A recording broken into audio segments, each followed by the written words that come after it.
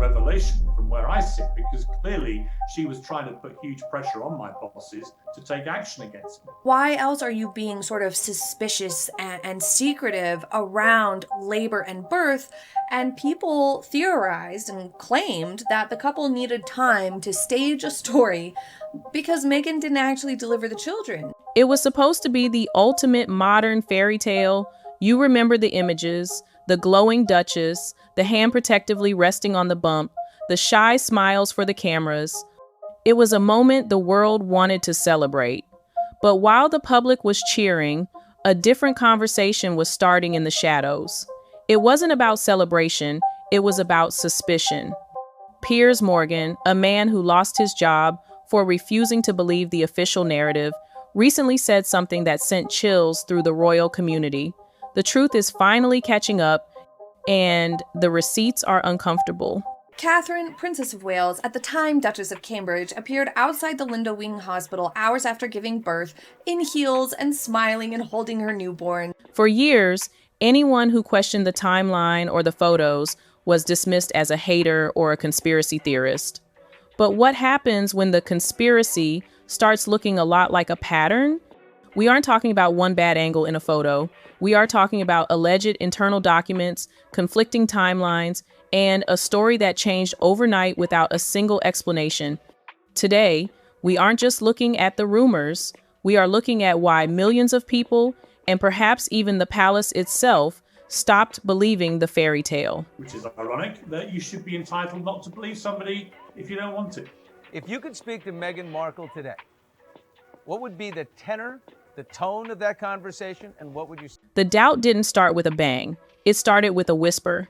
It began with the visual evidence that just didn't seem to add up for eagle-eyed royal watchers. In the age of the internet, nothing stays hidden, and fans started noticing something bizarre about the physical nature of the pregnancy. In one appearance, the bump would look high, round, and prominent, unmissable. But then, days later, or sometimes even in the same week, photos would surface where the silhouette looked drastically flatter, smaller, or positioned entirely differently. It was sort of expected ever since Princess Diana, who kind of made that a super iconic moment and picture. And Catherine looked fabulous each time. These are just such cute moments. People tried to rationalize it at first. We all know angles, lighting, and fabric can play tricks on the eye. But the internet sleuths didn't stop there. They started screenshotting and comparing side-by-side images that were impossible to ignore. There were moments where Meghan was seen moving with the kind of agility that simply defies the laws of physics for a woman heavily pregnant. We saw clips of her squatting down in heels, twisting effortlessly, and climbing stairs with zero restriction. Compare that to the movement of anyone who has actually carried a child to term, or even look at the Duchess of Cambridge, Catherine, who always appeared with that familiar, heavy gait of a new mother. The contrast was jarring. It wasn't just that she looked great, it was that the physics of her body seemed to change to suit the occasion. And when the bump behaves more like a prop than a person, people start asking questions. But looking back, the physical inconsistencies were just the tip of the iceberg. The real cracks in the story started appearing when the plans began to change. Sit down with me, with your husband, for an equally long interview to the one you gave Oprah Winfrey. And let me ask you more difficult questions about all your claims. But let me ask you a wider question, which is this. If you hate the royal family that much... The narrative was set in stone. Meghan, the modern, independent royal, wanted a home birth. It fit her brand perfectly, natural, intimate, and serene. Frogmore Cottage was painted as this Zen sanctuary where she would welcome her child away from the chaos of the media and the royal rigidity. The public bought it. It made sense. It was a rejection of the stuffy traditions, a nod to doing things her way. It was supposed to be a peaceful, private moment. And that people want to know that she's okay, they want to know that the baby's okay, and it was something that people really loved when Diana did it. People were excited about it. Then, May 6, 2019, rolled around and the script was shredded. Suddenly, we weren't at Frogmore, we were at the Portland Hospital in London. Now, let's be clear. Hospital births are normal, often necessary, and the safest option. If a medical issue arises, plans change. That's life. But the problem wasn't the change of location, it was the silence. There was no explanation. No medical advice changed.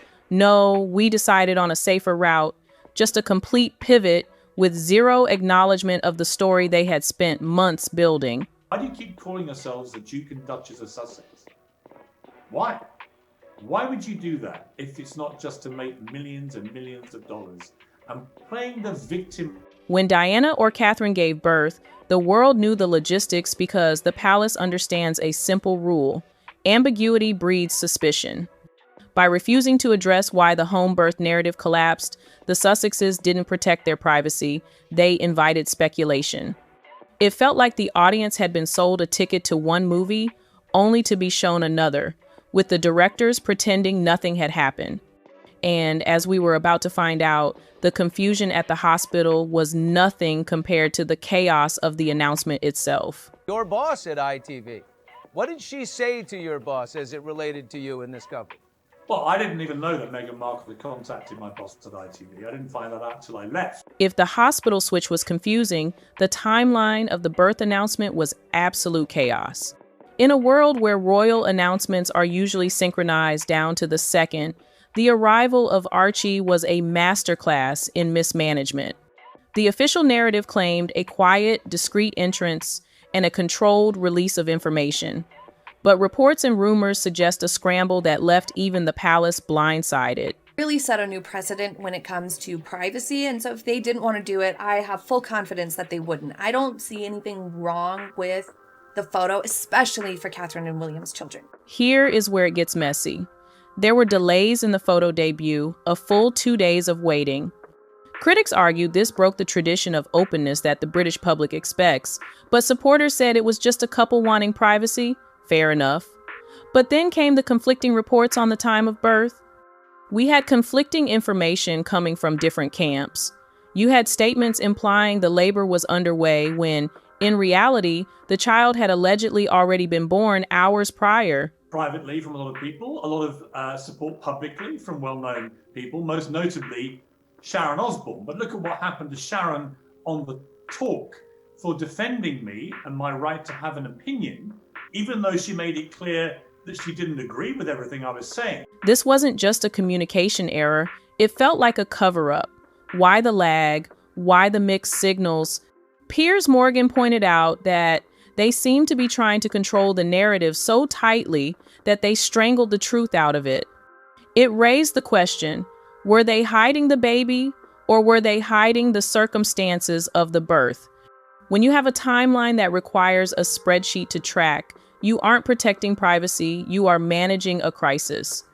And while the public was trying to figure out when things happen, leaked information was about to question where Meghan actually was. Hospital in London, and they delayed the photo debut by 2 days.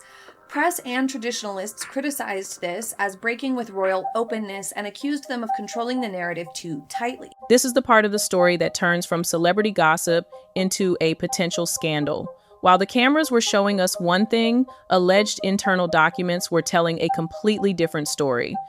Reports began to surface about scheduling notes, internal logs that tracked Meghan's movements, appointments, and engagements. If these documents are accurate, they are damning. The allegations suggest that there were days where the official paperwork logged Meghan as attending appointments or being in specific locations, while the paparazzi photos showed her attending events across London at the exact same time. We aren't talking about a 10-minute overlap. We are talking about being in 2 places at once.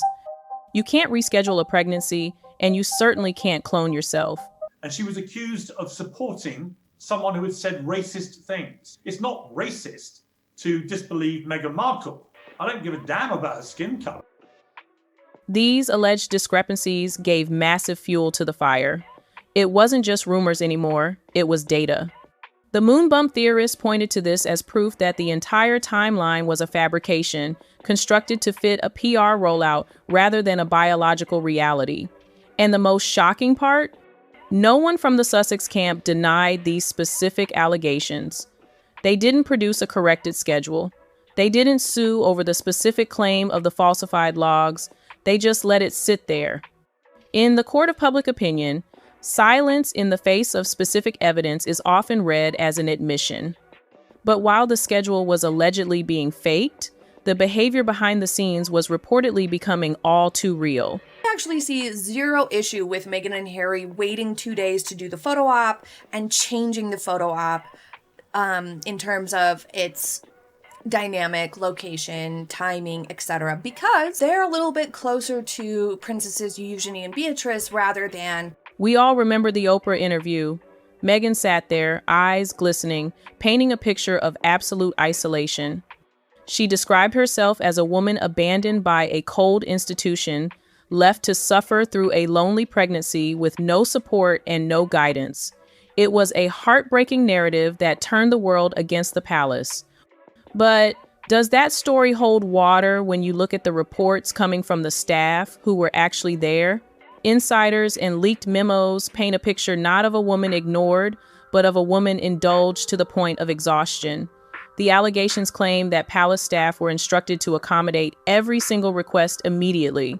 We are hearing stories of staff rearranging entire schedules, canceling prior commitments, and working double shifts to handle last-minute demands. The narrative shift here is crucial.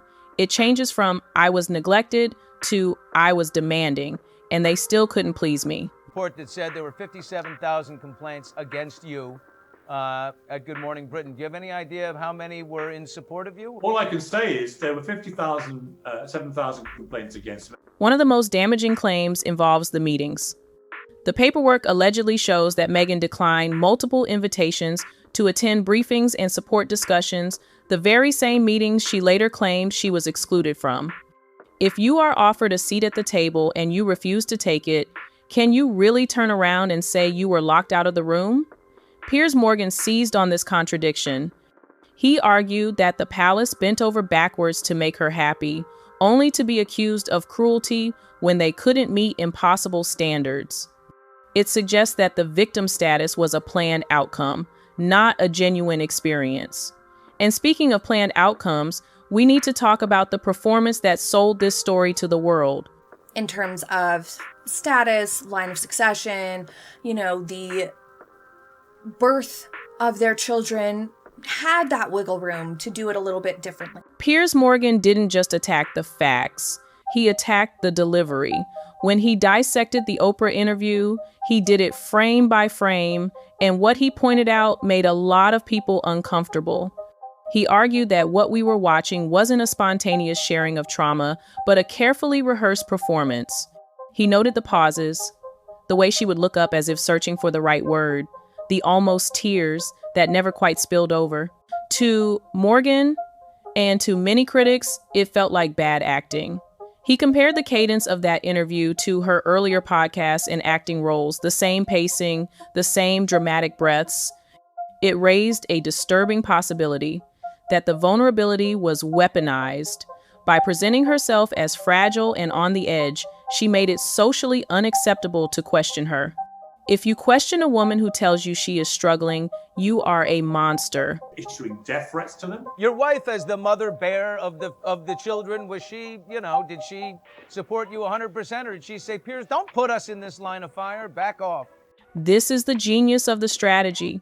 It wasn't just about getting sympathy, it was about creating a defensive perimeter. If anyone pointed out the inconsistencies in the photos or the timeline, they weren't just fact-checking. They were bullying a pregnant woman or attacking a new mother. It blurred the line between criticism and abuse, effectively silencing anyone who wanted to ask the hard questions. This leads us to the most controversial theory of all, the idea that motherhood itself was used as a shield. Morgan argued that by centering her entire public identity around the struggles of pregnancy and birth, Meghan created a cultural force field. Society is trained to protect expectant mothers. We are wired to offer grace. And the theory goes that the Sussexes knew this and exploited it. But she hates the online abuse. But the idea that my sons had to be targeted. Every time the pressure about their spending, their private jet usage, or their staff treatment mounted, the narrative would pivot back to pregnancy, emotional hardship, and the safety of the child. It's the ultimate get-out-of-jail-free card. You can't critique the finances of someone who is telling you they are afraid for their baby's life. But the problem with using a shield is that eventually, people start wondering what you are hiding behind it. The silence from Harry during all of this was deafening. The man who claimed his life's mission was protecting his family stood by and said nothing to clarify the rumors. In scandal, silence is rarely innocent. It's usually gasoline. And by hiding behind the sanctity of motherhood, they didn't stop the rumors, they let them fester until they became the only story people cared about. In a way that was threatening to them, abusive, and death threats and so on. It's completely disgusting. Have you heard from anyone in the palace? So, where does that leave us? The receipts, as Piers Morgan said, are uncomfortable. We are left with a landscape of shifting bumps, changing hospitals, leaked schedules, and a silence that speaks volumes. The tragedy of this situation isn't just about whether a photo was staged or a date was fudged. It's about credibility. When you tell a story that requires the audience to ignore their own eyes, you break the contract of trust. The accumulation of these small lies, the photos, the birth announcement, the staff reports, eroded the foundation of their entire brand. Once the public starts asking, what else are they lying about? There is no going back. The fairy tale didn't end happily ever after. It ended in a courtroom of public opinion where the verdict is still out, but the evidence is damning. And as the rumors continue to swirl, one thing is certain, the internet never forgets, and the truth has a funny way of always coming to light.